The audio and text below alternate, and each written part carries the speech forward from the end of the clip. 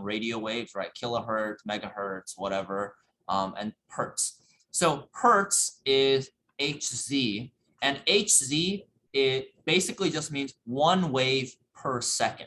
Okay, but when we use it in our calculation, we're just going to write as per second, second to the power of -1, which is the same thing as 1 over seconds.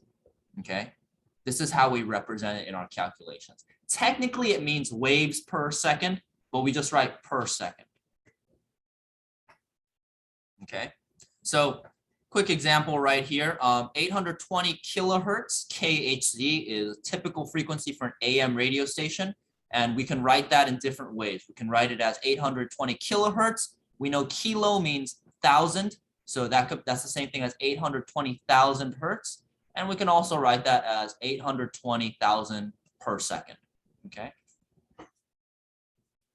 So just get comfortable using this expression because we're going to be using this quite frequently, and just be comfortable canceling out units with per second. Okay. All right, so make sure you guys write this down because this is the equation we kind of talked about earlier. C, the speed of light, is equal to the wavelength times the frequency. Okay, and this equation explains why there's an inverse relationship. Why if you increase wavelength, the frequency goes down. Okay. Yeah, symbols. A lot of Greek symbols coming in now.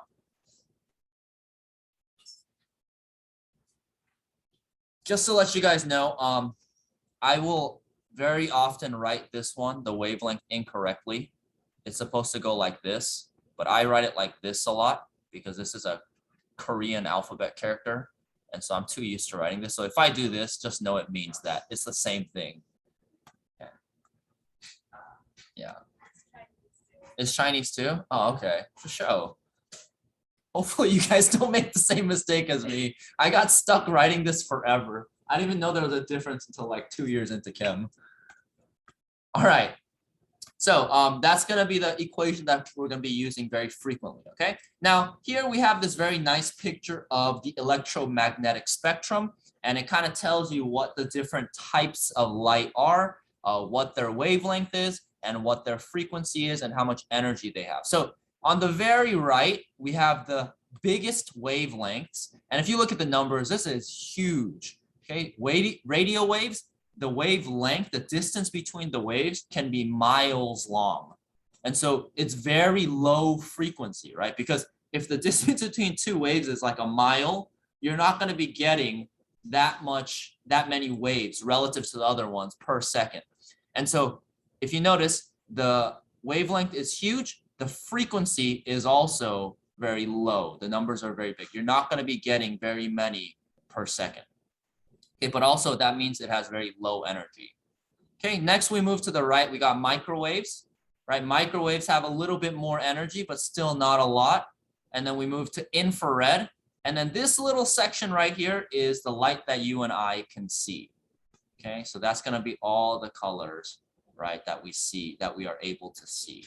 Now, Mr. O's range starts about here because Mr. O is a little bit colorblind, so he can't even see this section right here, okay?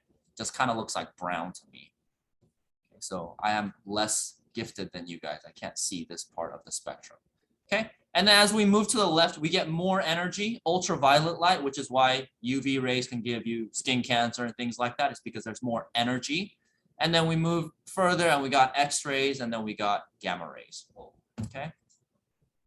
And so that's why they tell like pregnant women not to get X-rays and things like that, because there's a lot of energy and it could damage, you know, the baby inside the pregnant lady, okay? All right, so one question that they like to ask you sometimes on the AP test, very rarely, but you guys should know how to do this, is to figure out what type of light a specific wavelength is. So 7.2 is asking us, what's the frequency of light? So I'm going to write the equation for you right here. We got this equation. What's the frequency of light that has a wavelength of 10 micrometers? Okay, so you're going to have to scroll up for the conversions again. And it also asks, what type of light is it? Okay, so on the spectrum, what type of light is it? Okay, so I'll give you guys maybe a minute and a half to try that. I want you guys to find the frequency of light that has a wavelength of 10 micrometers, and I want you guys to figure out what type of light it is.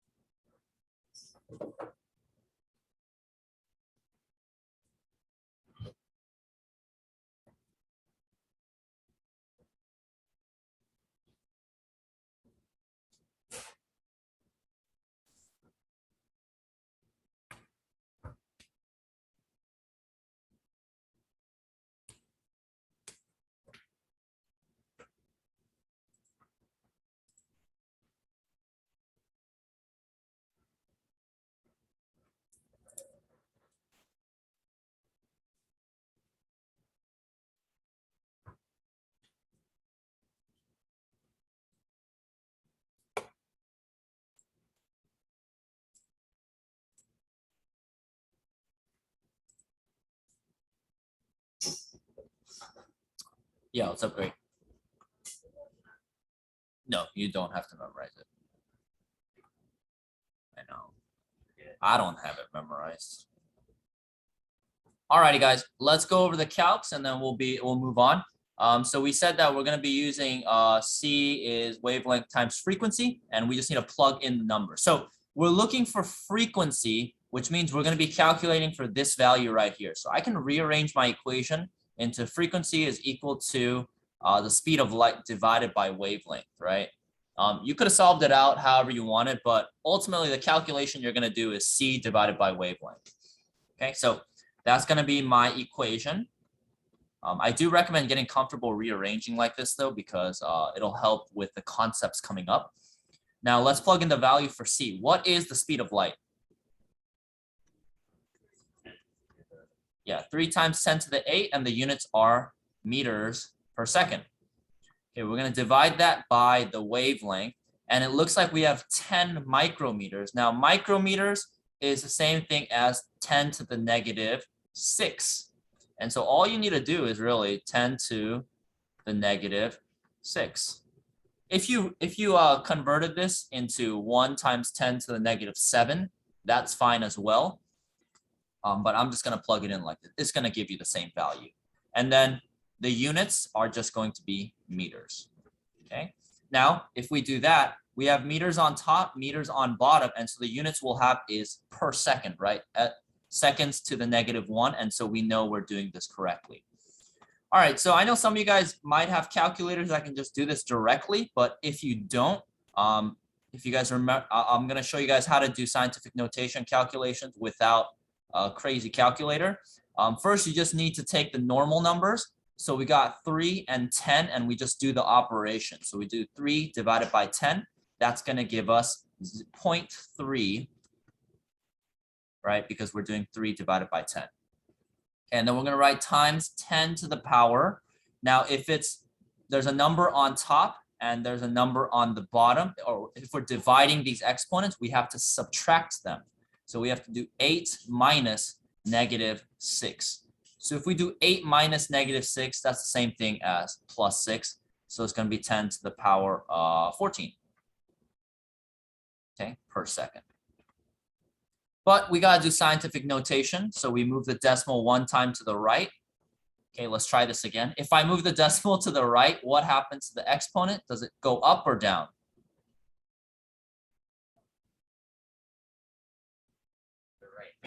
Yeah, if we move the value to the right, it's going to go up. Yeah, so it's going to be 10 to the power of 15 per second. Okay. Now, based on that, we can figure out what type of light it is, right? So if we take a look at the 10 to the power of 15s, everybody is right here. And so what type of light is it? Yeah, this is going to be ultraviolet light, UV. Okay.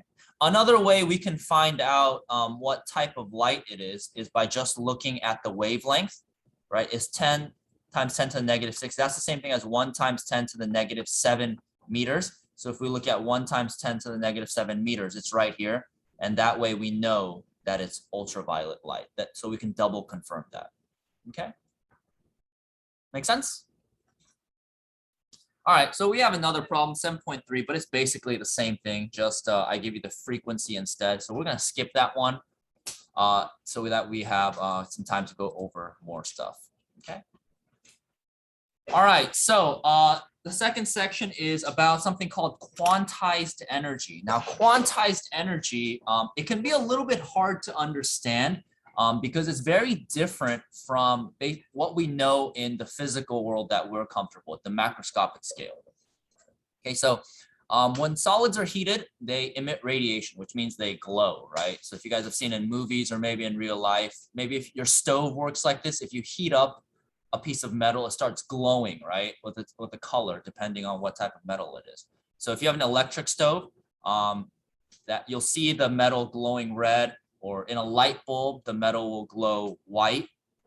Okay, and so that phenomena is caused by quantized energy. And so we know that, or for a long time, we've known that matter is made out of atoms, right? And at the start of the 20th century, we thought the energy was continuous, which means that if I put in energy into an atom, right? So if I have my atom right here and I put energy into it, it would release energy and it would be like a continuous spectrum. So the more energy I put in, it would release the same amount. So if I put in 100 joules, it would release 100 joules. Or if I put in 200 joules, it would release 200 joules. That's what continuous energy is. Continuous energy is basically just the more energy you put in, it'll have the same amount put out. That's what continuous energy is. Make sense? So kind of like your phone. You put in more energy, it goes from 96, 97, 98, 99, 100. It's continuous. There's like a line that goes up. However, this guy called Max Planck, he proposed that matter, just like matter, energy is quantized, which means it consists of tiny discrete amounts. And then the smallest particle of energy that can be emitted or absorbed, he called it a quanta. Okay. And so let me just kind of explain what quantized energy is. Okay, so we have this picture. We'll talk about this equation in just a second. But quantized energy basically just means that energy can only be absorbed and released in specific intervals. Okay, so we have this picture of a guy on a staircase, right? Continuous energy would be like this. Okay, as he goes up, he just continuously gets more and more energy, right? Because if he falls from that height, he's gonna, he has that much energy. Or like your phone, you're gonna go from like 95% and then 96 and then 97 and then so on and so forth. That's continuous energy. However, energy is quantized in the atom, which means that it can only exist at specific places, which would kind of look like this. If your phone charged 80% and then it went to 90% and then it went to 100% and there was nothing in between. That's what quantized energy is. Okay, now that's kind of weird to think about, but it happens in real life all the time with like stairs, right? You're not going to have the energy in between a step, right? Because you're not going to be hanging in between steps. So the energy that you have is going to be stepwise. You're going to only have specific amounts of energy, and it's going to depend on what step you're on. Okay, and that's the same thing for an atom. When you have an atom, we have the positive nucleus and we have the electrons, right? We said electrons like to hang out in specific levels, and that's what quantized energy is. So electrons, they can either hang out at one energy level they can hang out at a second energy level, okay? But they will not hang out in between that area, okay? So you're not gonna have an electron that has like something in between those energy levels. That's what quantized energy is. So I know it's kind of confusing. I don't know how good of a job I did explaining it, but so that kind of makes sense that they can only exist at specific energy levels. Okay, so an electron can have 10% energy or 20% energy, but it can't have 15% energy. It has to be in specific levels. Okay. And this is the equation that Planck came up with. Is the energy of an electron is equal to H, and this is his constant. It's right here, like I said, -34, and it's going to be multiplied with the frequency of the wave, and then we can also expand the equation like that. Okay. I can't tell if you guys are thinking about it or it's just like, what the heck is this man talking about? A little bit of both. Yeah. So hopefully it'll make more sense. We'll review this topic later, but just know electrons, they have to have specific amounts of energy. Okay.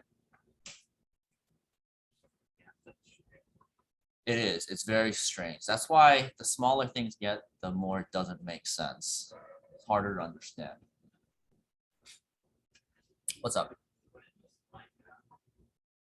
Well, we're assuming this guy has the quad strength to keep himself going up the ramp. Yeah, the calves. All right. So make sure you have this equation written down and you have this constant as well, because we're going to do a couple calculations with that. Okay. So E is equal to Planck's constant. Whoa, what happened? Interesting. I didn't zoom out too. E is equal to Planck's constant times the frequency.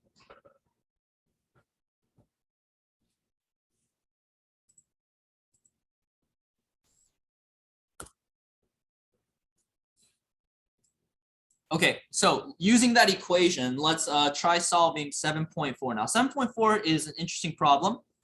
It's basically comparing AM and FM radio stations. So now you can calculate which one emits light energy or light that has more energy. So AM radio stations, they broadcast at 1010 kilohertz, and FM broadcast at 98.3 megahertz. Okay, so that's the frequency. I want you guys to calculate how much energy or the energy of the photons that are emitted by these two radio stations and which station has more energy. Okay, so I'm going to do the AM with you guys because I know this might be a weird problem. And then after that, you guys can try FM and then you guys can compare the two. Okay. So we're going to be using the equation that we just learned about. E is equal to Planck's constant times the frequency. Okay, and then you should have Planck constant written down somewhere. Okay, so let's do the calculations for AM. So I'm going to do AM.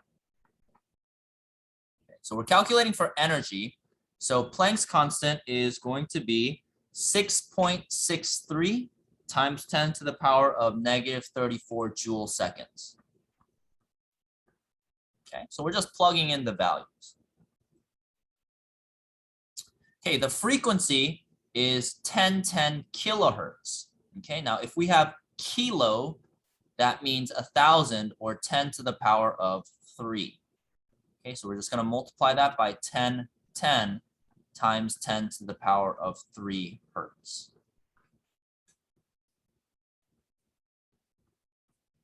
Okay, and then we're just going to multiply these two, and this is going to tell us how much energy this AM radio station is broadcasting. Okay, so how much energy they're hitting you with. All right, so from here, very simple. Again, you just need to do the normal numbers first, and then you can do the exponents, and then you guys can just rearrange that into scientific notation. So the normal numbers are 6.63. I'm going to multiply that with 1,010.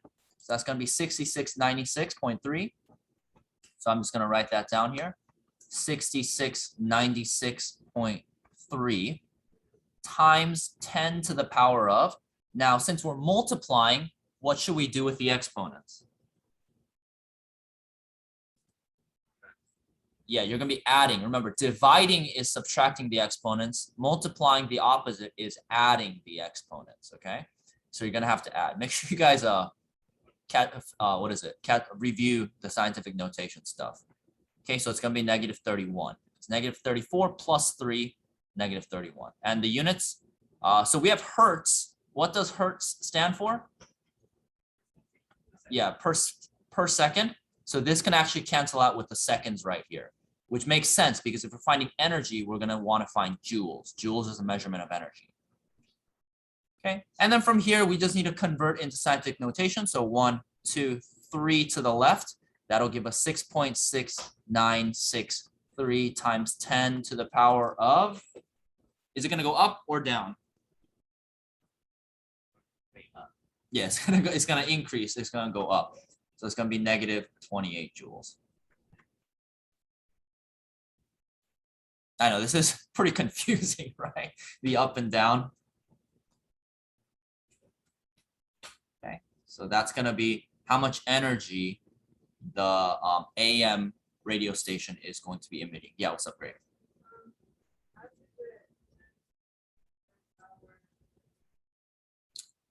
Excuse me.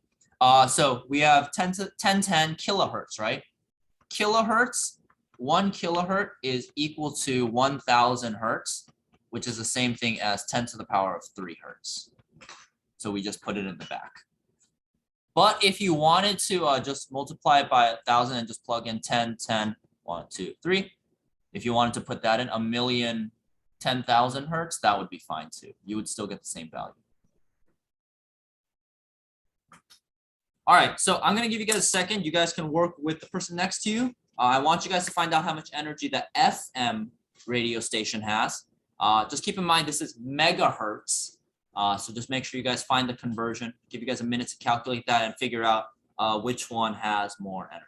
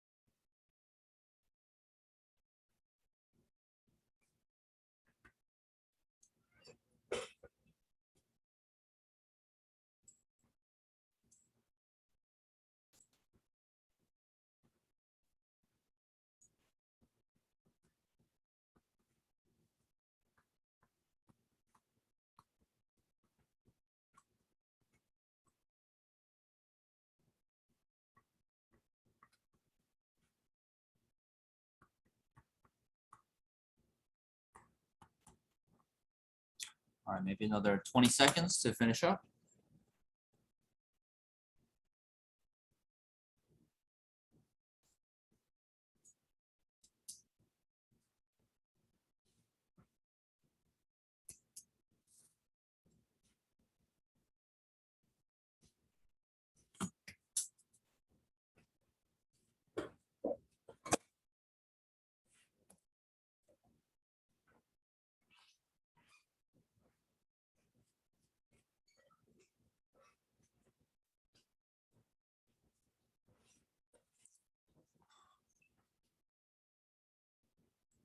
Alrighty, guys.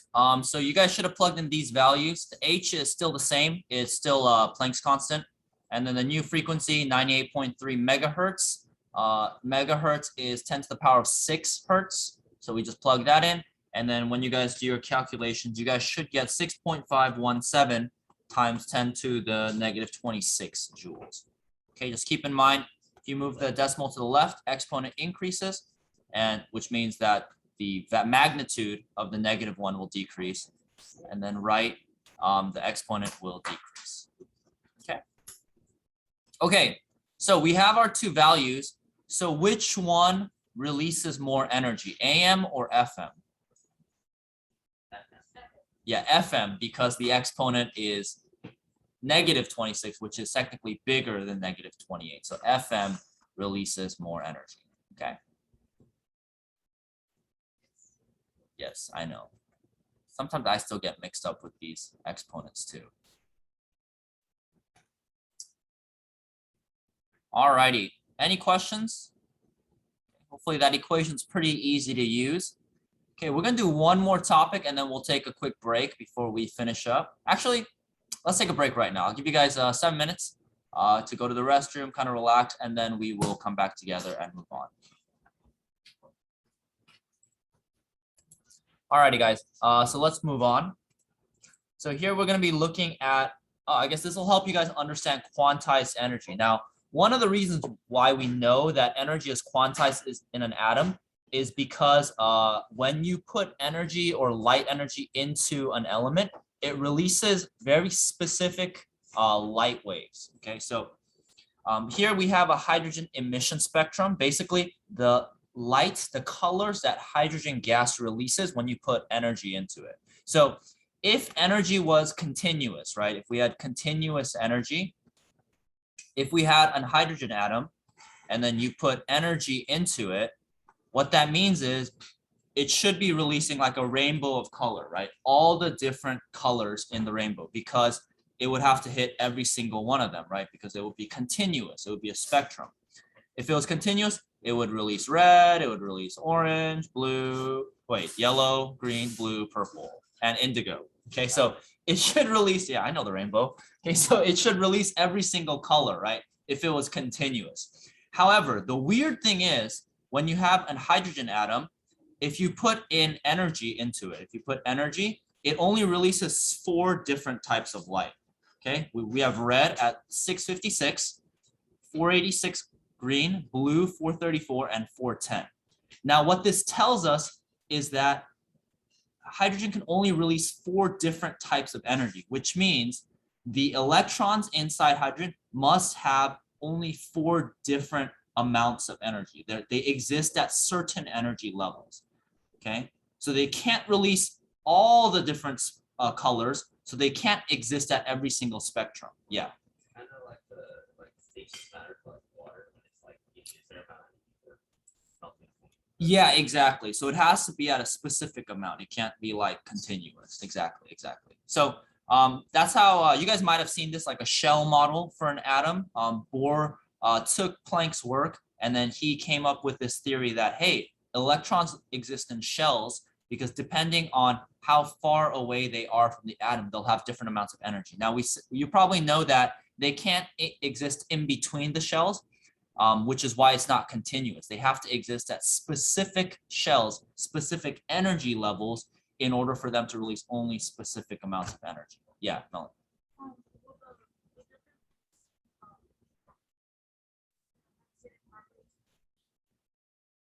Yes, the lines are different for every element, depending on how many energy levels they have. Yeah, basically, yeah. That's a good way to think about it. Yeah, what's up?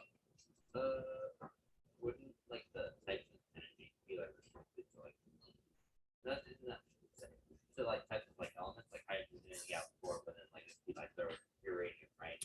Yeah, correct. So if we actually wanted to look it up, we can actually look it up. So like, I don't know about uranium, but neon emission spectrum. If we looked that up, neon would have a different emission spectrum than hydrogen. So let's see.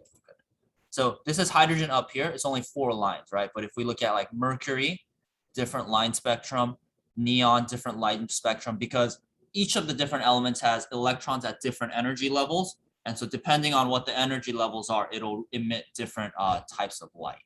Yeah. Okay. Does that answer your guys' question? Sure. All righty. So that's what basically shows us that the energy is quantized. They can only release certain types of light, okay, which means they can only accept certain types of energy, okay? And so the equation that we can use to determine the energy of an electron is this right here. I know it's really ugly, but it's pretty easy to use, okay? E is equal to RH, which is a constant, and then it's going to multiply 1 divided by n squared. And n just represents the energy level that it's at. So if the electron was at energy level 1, that means it would be n is 1. If it was at energy level 3, it would be n equals 3. Obviously 2, n equals 2. And they have to be whole numbers because, again, they can only exist at specific energy levels. Okay, so the n is basically the energy level.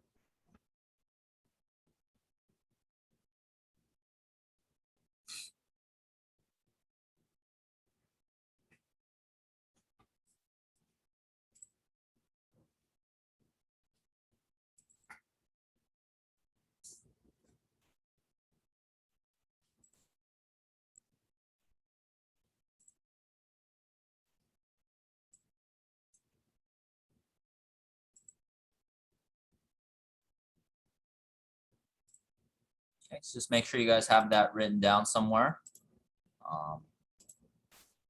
But we will go over a problem real quick.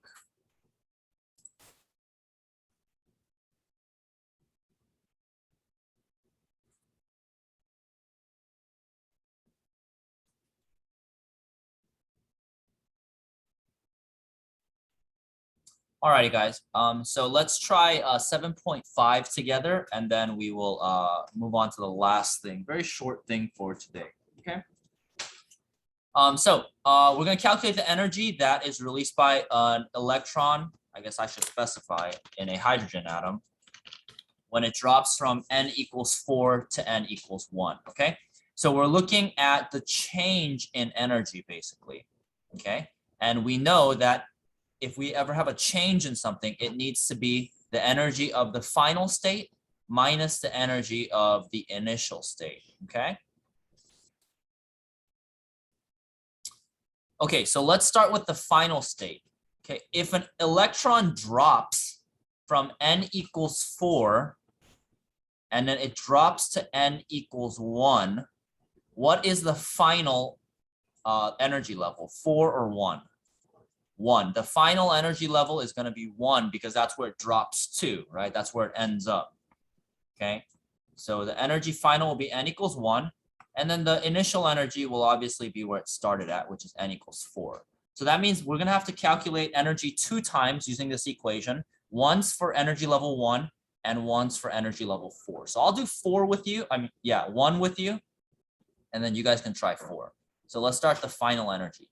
So the final energy is negative, and then we have the constant, which is going to be 2.18 times 10 to the negative 18 joules. And then we're going to do 1 divided by whatever the energy level is. We're looking at the final energy state, which is 1. So it's going to be 1 squared. Okay. Again, just to repeat, if it drops from energy 4 to 1, the final state is 1. And so that's why we put in 1 for the n value right here. And then this is just the constant. Okay, and then 1 divided by 1 squared is 2.1 times this is the same thing. So the final energy level is just going to be negative 2.18 times 10 to the negative 18 joules.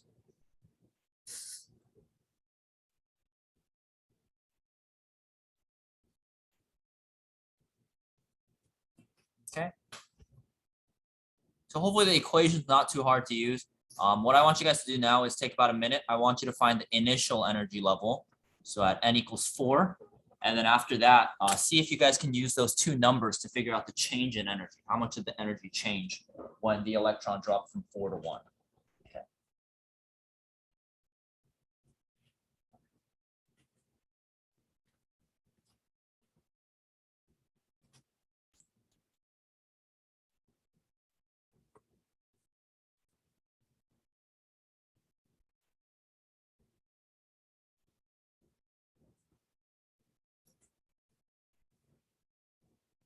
Actually, and I think we can close up with this one.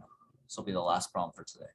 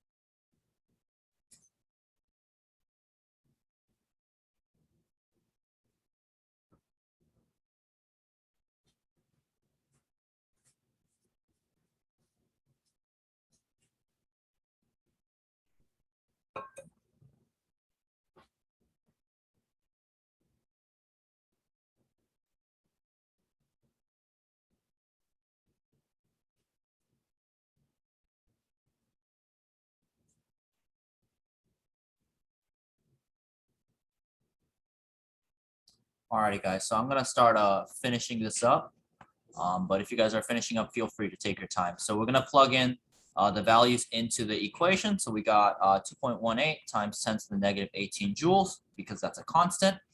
The only thing that we need to change is the fraction. Okay, the energy level for the initial is 4, so we're gonna do 4 squared. Okay, and so now we just need to plug this into our calculator. Okay, so all we need to do is kind of simplify this equation. So 1 divided by 4 squared, we can convert that into 16. And so all we need to do for this equation is divide this value by 16, right? Because multiplying it by 1 over 16 is the same thing as dividing it by 16. Okay, so we just need to do our normal numbers first, and then we can finish up our calculations. So we can do 2.18 divided by 16, and that's going to give us 0.136, and then negative, and then we just need to carry over our times 10 to the negative 18 joules. Okay. Now we do need to it might be tempting to say, hey, I need to convert this into scientific notation, right? However, we need to remember we have to subtract these two numbers, right? Now, since we need to subtract, we want the exponents to be the same. That way it's easier for us to subtract, because the other way is to actually convert it into normal notation and to write 17 zeros in front of it, and nobody has time for that, right? And so we're going to keep it at negative 18 so we can just subtract the values directly. Okay, so what we're going to do is we're just going to take negative 2.18. Again, we just need to do the normal numbers first. So 2.18 negative, and then we're going to subtract 0.136, but it also has to be negative, and that's going to give us a value of negative 2.044. Okay, so this is going to be negative 2.044, and we can just bring down the times 10 to the negative 18, and that's going to be your final answer. That's how much energy changes when it drops from 4 to 1, which makes sense because that it's a negative number. Because if I start at a high energy level and I end up at low energy, I need to release energy, right? And so it's going to be a negative value. All right, and that's pretty much the first half of Unit 7. I think that's probably the hardest part of Unit 7. After this, it's really easy, actually. You just need to know how to count, and then that's pretty much it. I know, counting to like, I think I'll have you count to like 16 maybe. Oh God. No. All right, but other than that, I'm gonna post this lecture up on to our Canvas, just make sure, or the YouTube channel, so that you guys can access that through Canvas.